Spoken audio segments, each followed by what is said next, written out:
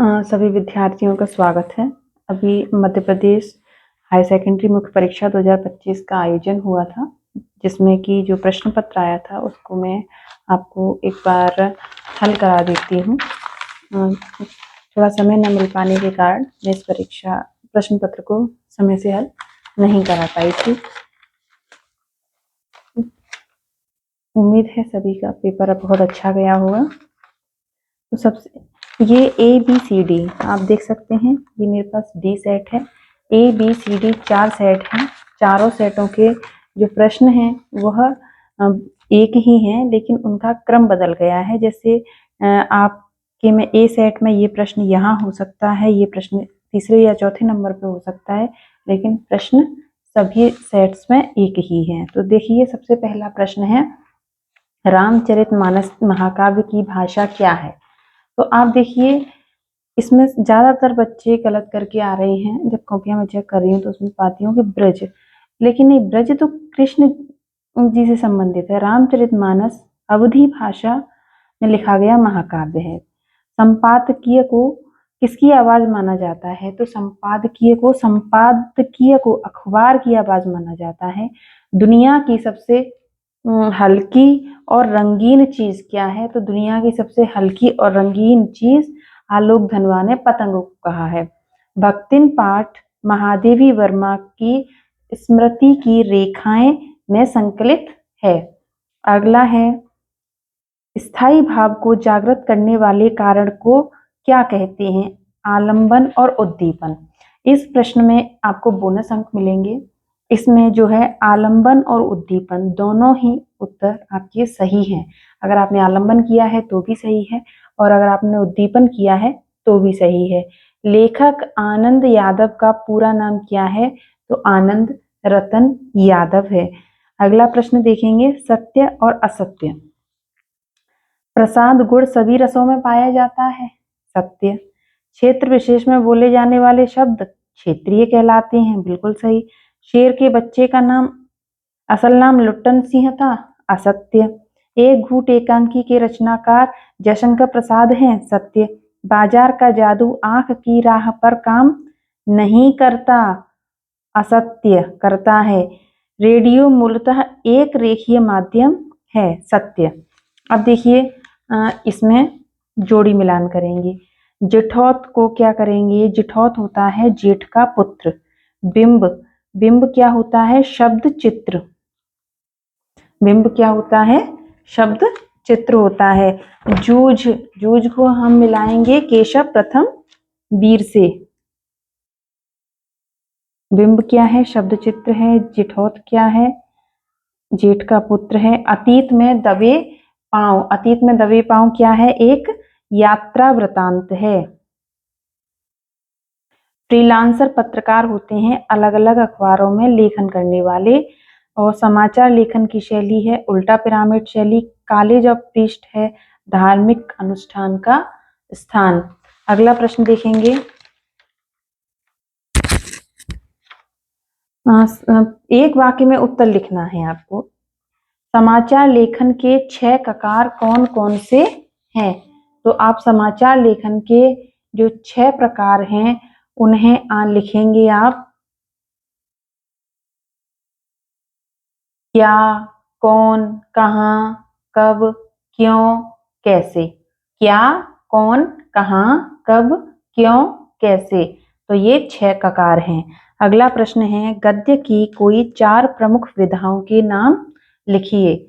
तो गद्य की प्रमुख 4 विधाएं आप लिख सकते हैं, निबंध, नाटक, एकांकी, कहानी, उपन्यास, आलोचना। कोई भी आप इसमें 4 लिख सकते हैं। अगला प्रश्न है, रघुवीर सहाय कौन से तार सप्तक के कवि हैं? तो रघुवीर सहाय दूसरे तार सप्तक के कवि हैं। अगला प्रश्न है, सिंधु सभ्यता की ईंटों की बनावट का अनुपात क्या था? तो सिंधु सभ्यता की ईंटों का बनावट 1:2:4 था। शब्द शक्ति की परिभाषा लिखिए। तो शब्द शक्ति की परिभाषा में क्या लिखेंगे? शब्द के अर्थ का बोध कराने वाली शक्ति को शब्द शक्ति कहते हैं। शब्द के अर्थ का बोध कराने वाली शक्ति को शब्द शक्ति कहते हैं। अगला प्रश्न है, दुर्मिल सवैया छंद का दूसरा नाम क्या है? तो दुर्मिल सवैया छंद का दूसरा नाम है चंद्रकला। अगला प्रश्न है, निम्नलिखित वाक्यों में सही विकल्प का चयन करना है। दिन जल्दी जल्दी ढलता है कहाँ से लिया गया है? निशा निमंत्रण से। करुणा के मुखौटे में छुपी क्रूरता की कविता है कैमरे में बंद अपाहिज।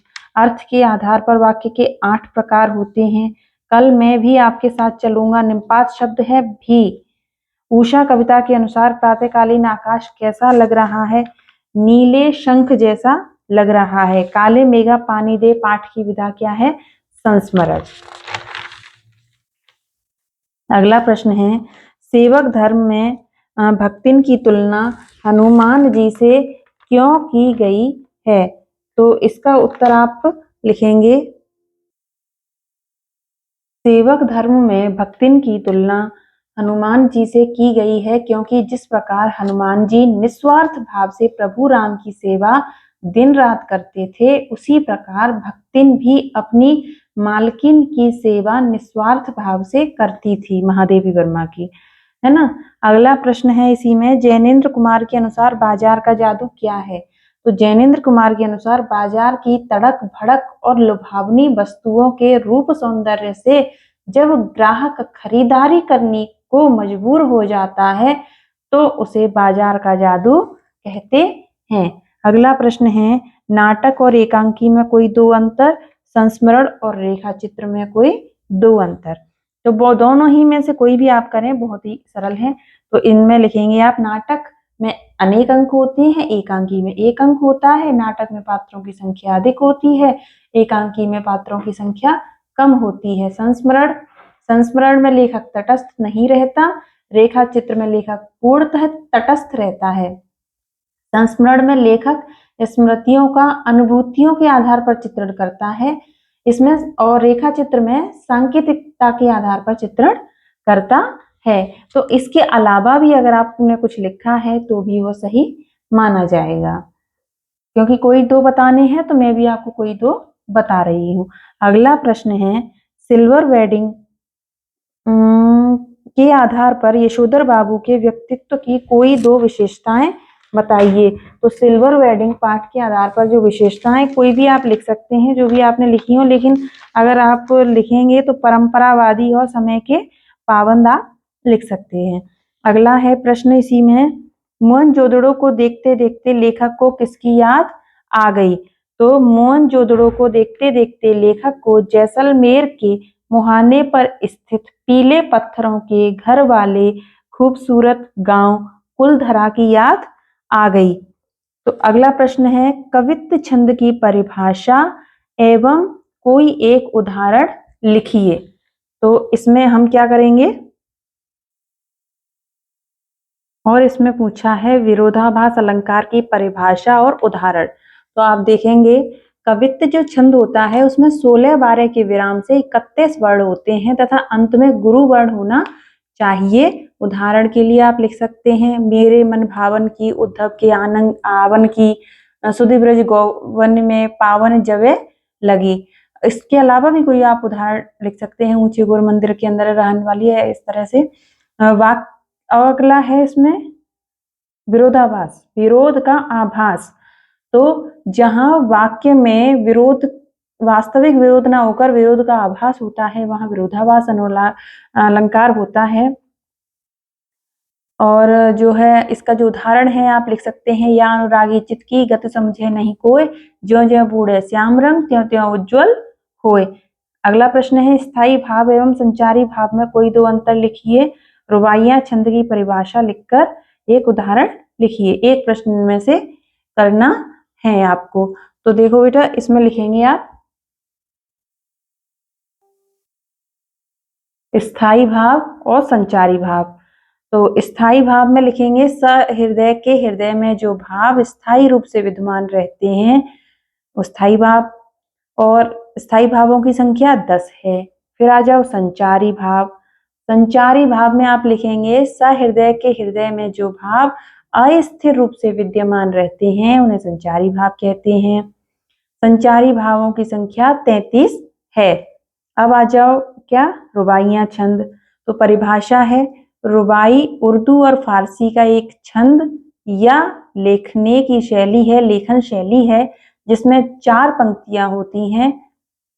उदाहरण के लिए रक्षाबंधन की सुबह रस की पुतली, छाई है घटा गगन की हल्की हल्की, बिजली की तरह चमक रहे हैं लक्ष्य, भाई के बांधती चमकती राखी। इसके अलावा आपको जो भी रुबाइयों का उदाहरण याद हो वो आप लिख सकते हैं। अगला है वाक्यों को शुद्ध करके लिखना है। तो महादेवी वर्मा विद्वान महिला थी? नहीं, महादेवी वर्मा विदुषी महिला थी। इसको क्या लिखना है?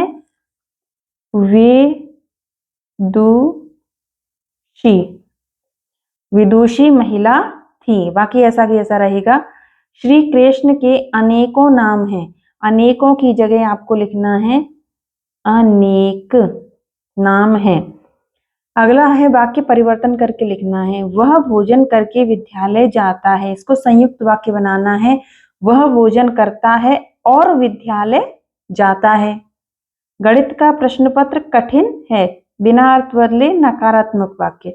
गणित का प्रश्न पत्र सरल नहीं है। तो इस तरह से हम इसको प्रश्न को हल करेंगे। अगला प्रश्न है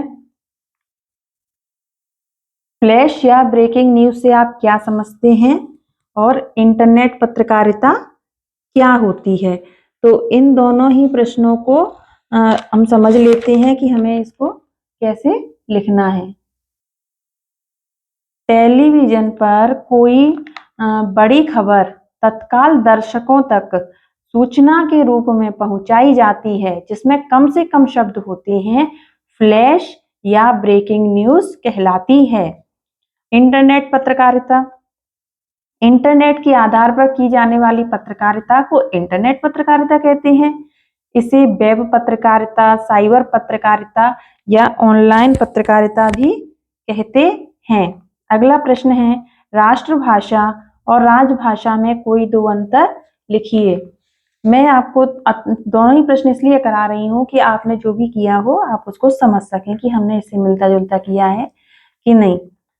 तो राष्ट्रभाषा में लिखेंगे पूरे राष्ट्र की संपर्क भाषा है, इसका क्षेत्र व्यापक होता है। राजभाषा में लिखेंगे यह सरकारी कामकाज की भाषा है, इसका क्षेत्र सीमित होता है।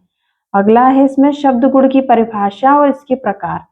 तो काव्य में शब्द के अर्थ विशेष के गुण को शब्द गुण कहते हैं। शब्द गुण 3 प्रकार के होते हैं, माधुर्य गुण, ओज गुण, प्रसाद गुण। अगला प्रश्न है छोटा मेरा खेत कविता के संदर्भ में अंधड़ और बीज क्या है? तो छोटा मेरा खेत कविता के संदर्भ में अंधड़ का अर्थ है भावना का आवेग और बीज का अर्थ है विचार एवं अभिव्यक्ति। अगला प्रश्न है उषा कविता में गांव की शोभा कैसी बताई गई है?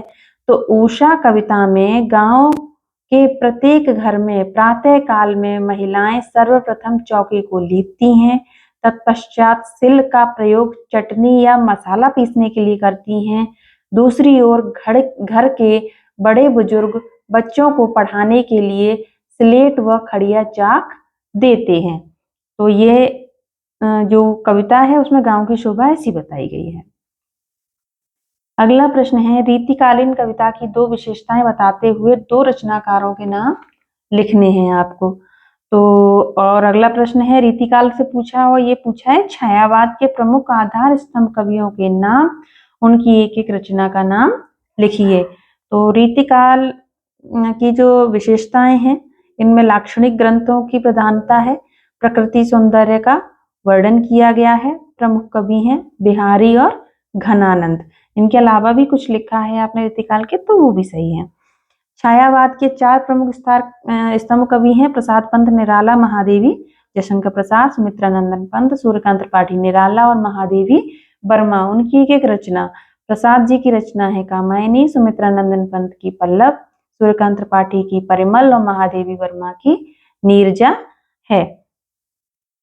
अगला प्रश्न है जैनेन्द्र कुमार अथवा धर्मवीर भारती का साहित्यिक परिचय निम्न बिंदुओं के आधार पर लिखना है। तो सबसे पहले आप समझिए जैनेन्द्र कुमार को। तो इनकी दो प्रमुख रचनाएं हैं, परख, सुनीता, त्यागपत्र, फांसी। कोई भी आप लिख लीजिएगा। भाषा शैली में आप लिखेंगे, आपकी भाषा के दो रूप देखने को मिलते हैं। पहला रूप उपन्यास व कहानियों में देखने को मिलता है, दूसरा रूप निबंधों में। वर्णनात्मक, भावनात्मक, मनोविश्लेषणात्मक आदि शैलियों का आपने प्रयोग किया है। साहित्य में श्रेष्ठ कहानीकार हैं, उपन्यासकार हैं, निबंधकार हैं, आपका प्रमुख स्थान है। ठीक है बेटा। धर्मवीर भारती की प्रमुख रचनाएं कनुप्रिया या ठंडा लोहा। और भाषा शैली में आप वही नवीन शिल्प के प्रतिनिधि होने के नाते आप भावों को प्रकट करने के लिए किसी विशेष भाषा का प्रयोग नहीं करते, बल्कि स्वयं की भाषा का प्रयोग ही करते हैं। शैली में आप वही शैली लिख दीजिएगा, वर्णनात्मक, विवेचनात्मक, मनोवैज्ञानिक आदि आदि शैलियों का प्रयोग किया है। साहित्य में प्रमुख स्थान है। अगला प्रश्न है, बैर क्रोध का 4 या मुरब्बा है। पिताजी एवं पुत्र के मध्य वार्षिक परीक्षा की तैयारी के संदर्भ में एक संवाद आपको लिखना है। जिस प्रकार आम की अपेक्षा उसका अचार अधिक स्थायी होता है, उसी प्रकार बैर क्रोध का स्थायी रूप है। उदाहरण के लिए, जब किसी के मन में क्रोध हो लेकिन उसका प्रदर्शन न किया जाए तो स्थायी रूप से मन में बैठ जाता है एवं समय आने पर प्रतिकार करता है। यही प्रतिकार बैर की कोटि में आता है। या कुछ जो भी आप समझे उसे इसमें आप लिख सकते हैं। अगला प्रश्न देखिए आप,